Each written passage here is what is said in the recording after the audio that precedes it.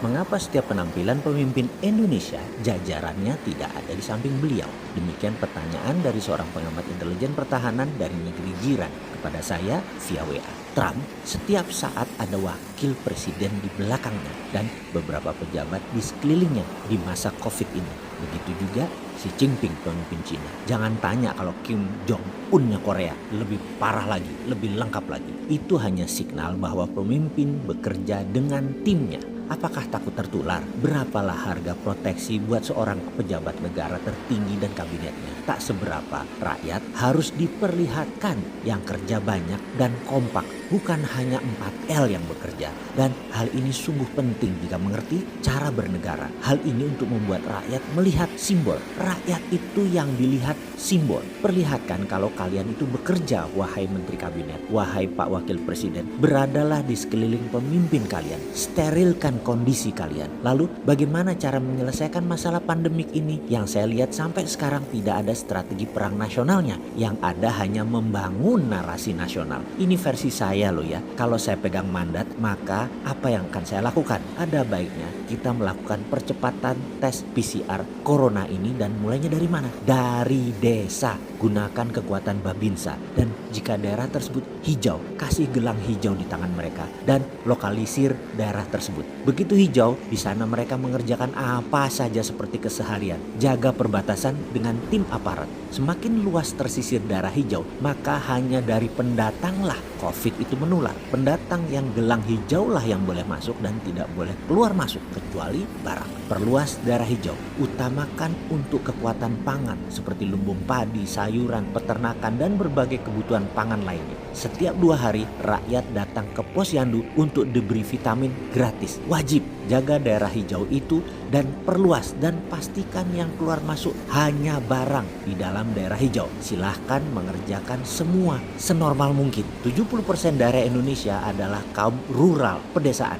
Lalu kepung ke arah urban, perkotaan, daerah kuning. Yang terdapat beberapa pasien, segera hijaukan dengan bawa pasien keluar ke tempat pengobatan. Dan diamkan 14 hari daerah tersebut dengan isolasi mandiri. Setelah itu daerah itu menjadi hijau, normal kembali. Dan hal ini dikerjakan dengan cepat. Semua mengepung ke arah kota, arah urban. Babinsa dan aparat kesehatan pertahanan dan keamanan bisa melakukan tes 1 juta per hari kalau perlu. Semua wilayah Jawa dulu saja misalnya. Lalu petakan daerah hijau normal, daerah kuning isolasi 2 minggu, daerah merah lockdown sebulan. Semua ditanggung negara, kebutuhan dasar 9 bahan pokoknya. Kalau ada kurang, WA saja. Nomor Babinsa setempat akan dikirim. Kalau ada yang sakit, hubungi Babinsa, akan dijemput dan tenaga medis datang. Sekedar pembanding strategi ini, desa mengepung kota ini dipakai oleh pemerintah Cina kemarin dengan menggunakan hal yang sama. Hanya mereka menggunakan hal yang lebih canggih, database dari handphone masing-masing penduduk. Di Wuhan misalnya, ketika bulan Januari semua orang harus mendownload satu apps di ponsel mereka. Nama appsnya kalau dibaca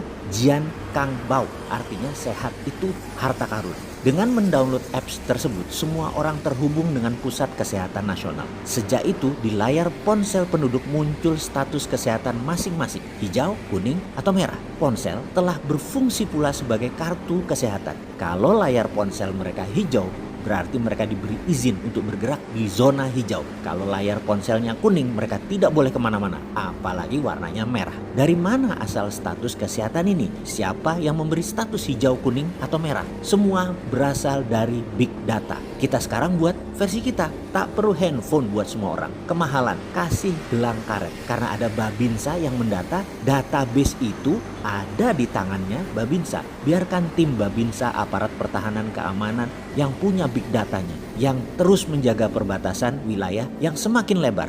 400.000 aparat keamanan bisa digunakan, dideploy segera saat ini. Sesederhana itu. Sekarang Amerika lakukan strategi lain. Dalam waktu 1 bulan sudah lebih melakukan tes sebanyak 20 juta lebih, dan terdapatlah 700 ribuan orang Amerika yang terpapar per hari ini. Karena itu mereka cepat melakukannya, strateginya dan datanya akurat. Kembali kita dengan tim Babinsa ke desa-desa, membuat zona hijau di mana-mana. kepung urban, kepung kota dengan zona hijau. Gabungkan big data Cina dari desa ke kota, gabungkan dengan tes yang cepat dan banyak seperti dilakukan di Amerika. Indonesia hingga saat ini baru 30 ribuan tesnya dilakukan. Terlalu pelan dan sedikit. Biayanya daripada 5,6 triliun buat pelatihan online, mending buat perangi COVID. Hari gini duit begituan buat pelatihan online mau dapat apa mereka? Mau ngerjain apa mereka? Mending kasih tim medik militer dan kepolisian gerak dari Babinsa Polsek terkecil berbarengan buat adakan PCR tes COVID dari desa ke kota. Tidak semua orang, hanya satu orang dalam satu keluarga yang paling sering keluar rumah sehingga cepat pemetaannya. Dengan banyaknya daerah hijau di pedesaan, suplai mata rantai makanan ke kota tidak akan ada masalah. Bisnis tidak terputus, nggak perlu import bahkan. Pejabat mikirnya jangan dari kota terus, dari istana terus melihatnya. Orang di sekeliling istana mah kinclong-kinclong, mewah-mewah, makan sehat semua, punya deposito banyak.